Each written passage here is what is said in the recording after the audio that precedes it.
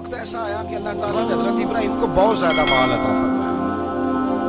اتنے اونٹ گنے نہیں جاتے، گائیں اتنی زیادہ کہ شمار نہیں ہوتی، بکرے بکریاں اتنی زیادہ کہ شمار، بہت زیادہ مال اللہ نے عطا فرمایا. اور ابھی کچھ عرصہ پہلے آپ پیچھے جائیں نا تو جو لفظ مال تھا وہ روپے پہ تو بولا ہی نہیں جاتا، وہ جانوروں پہ بولا جاتا.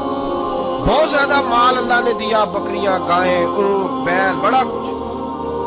رب کریم نے فرشتوں سے فرمایا کہ واتخذ اللہ ابراہیم خلیلا، ابراہیم میرا دوست ہے. تو فرشتے کہنے لگے یا اللہ جسے اتنا کچھ دیا جائے اس نے دوست تو بننا ہی ہوتا ہے، تو نوازا ہی پڑا ہے، اتنا مال، اتنے کھیت کھلیان، اتنا کچھ.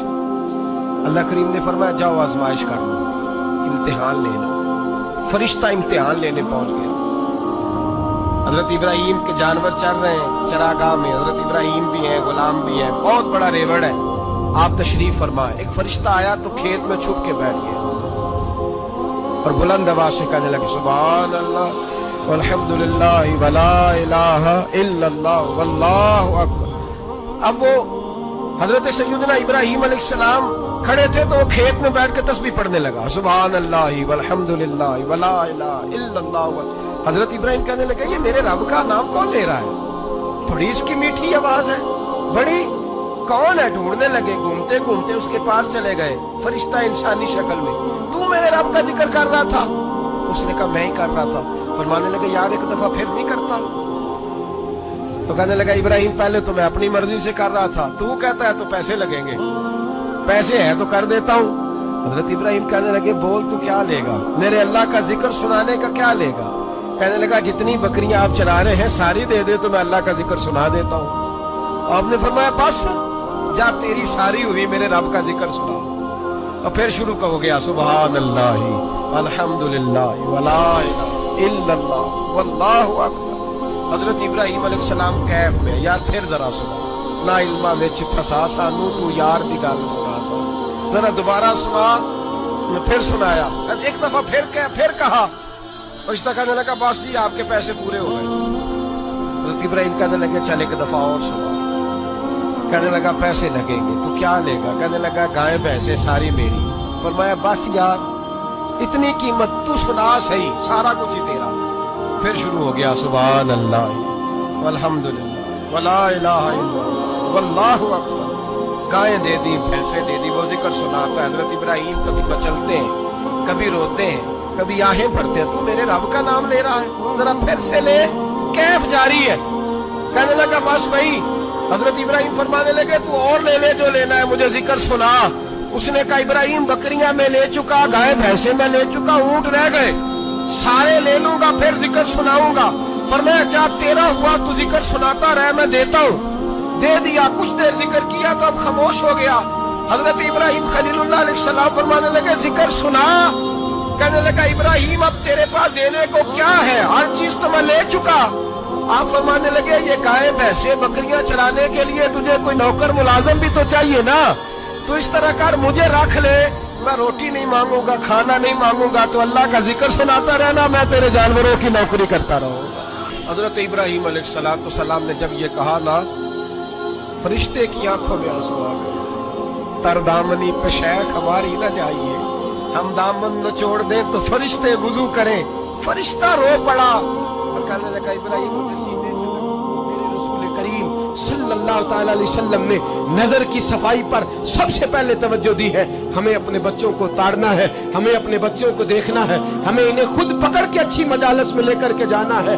اور سنو میرے حبیب پاک صلی اللہ علیہ وسلم نے کتنی پابندی فرمائی. کوئی مولوی ہو، کوئی پیر ہو، کوئی فقیر ہو، کوئی درویش ہو، کوئی دربار کا سجادہ ہو، کوئی کسی جگہ بیٹھنے والا ہو، کسی کو بھی عورت کے ساتھ تنہا رہنے کی اجازت ہے. سارے بولیے اجازت ہے.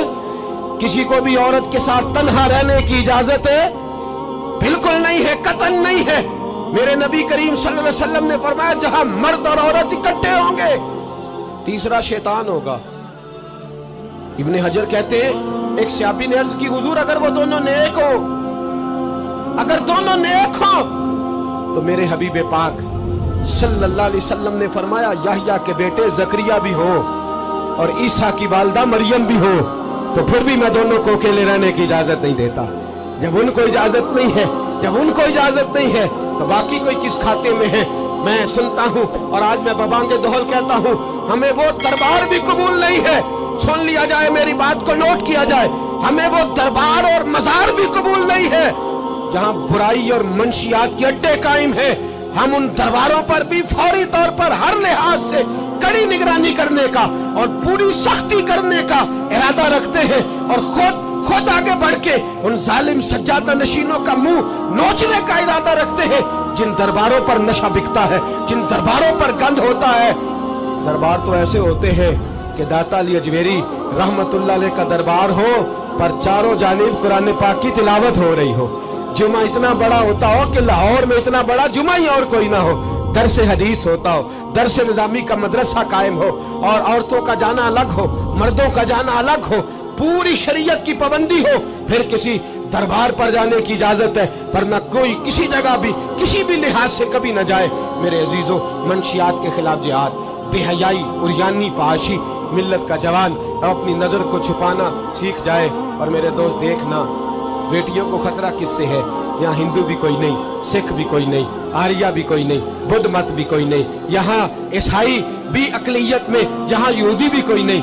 लेकिन फिर भी बेटियों की अगर शर्मो हया महफूज ना हो। ये हदीस सुनाने लगा हूँ, हदीस है, हदीस रसूल है। जवान खास करके जरा मेरी बात पे तवज्जो करें और बुजुर्ग खास कर तवज्जो करें जिन्होंने तरबियत करनी है। सुने, हुजूर की बारगाह में एक नौजवान आया है, ये संगमील है हदीस, इसको याद रखना। अर्ज की, हुजूर मैं सारे गुनाह छोड़ सकता हूँ, जिना नहीं छोड़ता। हुजूर मुझे जिना की इजाजत होनी चाहिए। मेरे हबीब ने थपकी दी, बिठा लिया। मैं कहता हूँ हुजूर ने गुनाहगारों को मुआशरे से काटा नहीं, उनकी तरबियत फरमाई है, उनकी तरबियत फरमाई, उनको करीब फरमाया। मेरे हबीब करीम सल्लल्लाहु अलैहि वसल्लम ने फरमाया, इधर आ, बैठ जा। बैठ गए। हुजूर ने फरमाया, तू पसंद करता है तेरी माँ के साथ कोई बदकारी करे? हुजूर नहीं।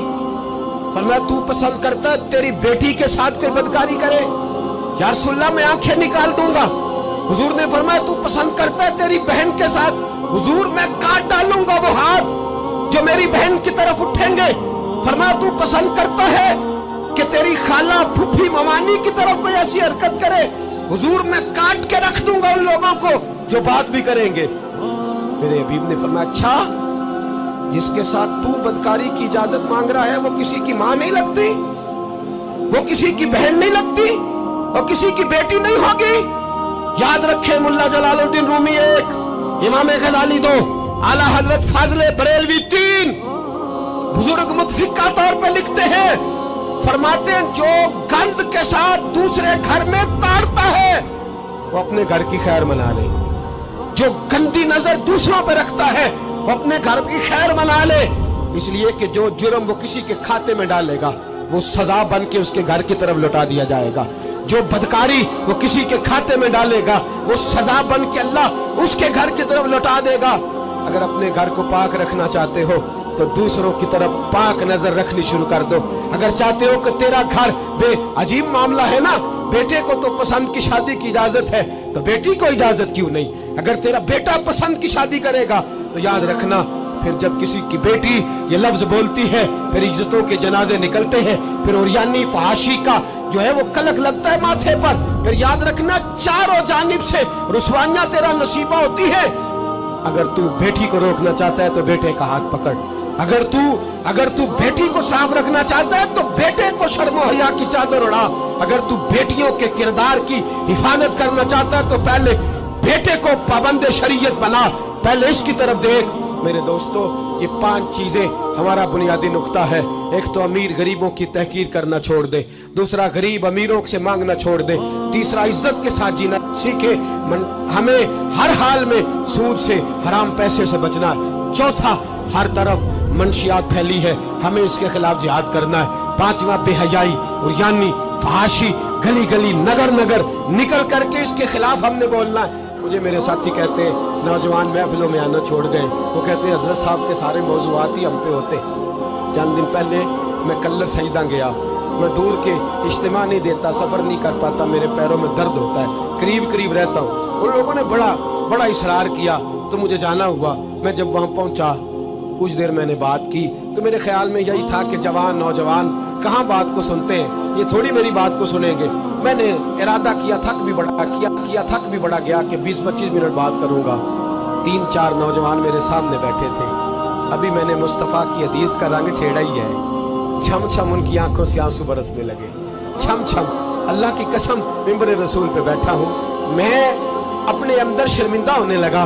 मैंने कहा यार तू कहता था नौजवान बात नहीं सुनते, तेरी मिल्लत का जवान, उसे किसी ने बात सुनाई नहीं, शायद तू उस तक बात पहुंचा ही नहीं सका।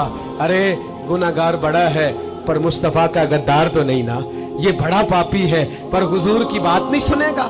नबी पाक के पैगाम की तरफ नहीं, 50 मिनट बात करके मैं लौटा। एक हफ्ते में इतने मुझे उन्होंने फोन किए, इतने फोन करने लगे जैसे तैसे भी हो आप दोबारा आइए, मुझे जुमेरात को दोबारा वहां जाना है। वो कहने लगे जौन सा वक्त कहेंगे हम रखेंगे, लेकिन खुदारा हमें सिर्फ मंशियात का नशा किसी ने लगा दिया है, इश्क मजाजी का गंदा नशा किसी ने लगा दिया है। कोई ऐसा मिले जो हमें रसूलुल्लाह के इश्क का नशा भी लगा दे, कोई मिल जाए ऐसा। अगर कोई शोएब आए, मुजस्सर कोई आए जो हमारे सीने से रगड़े। मेरे दोस्त, मिल्लत का जवान जब नेक होता है तो फिर हजरत बिलाल हबशी की राहों का मुसाफिर होता है, फिर हजरत फारूक आजम को आइडियल बनाता है, फिर सैयदना मौला अली शेर खुदा की जानिब देखता है। और मिल्लत का जवान जब मुजाहिद बनता है तो फिर इमाम हसन और इमाम हुसैन की यादों को ताजा करता है। वो कभी इल्मुद्दीन बन जाता है, कभी आमर चीमा बन जाता है, और कभी मुमताज हुसैन कादरी की शक्ल में सामने आ जाता है। वो डट जाता है। मिल्लत के जवान, तेरे सीने से अब रसूल करीम सल्लल्लाहु तआला अलैहि वसल्लम की मोहब्बत को खींचा जा रहा है। तुझे वापस आना है, अपने सीने को बेदार करना है, और तुझे आलमे कुफर को बताना है कि शराब पीने वाला ही सिर्फ तुम्हें देखा है, तुमने कभी दुरूद पढ़ने वाला नौजवान भी देखना चाहिए। तुमने औरत को सारी रात फोन करने वाले जवान की दास्तानें तो सुनी है। अब हम तुझे वो वाला जवान सुनाते हैं जो सारी रात मुस्तफा की नाते सुन के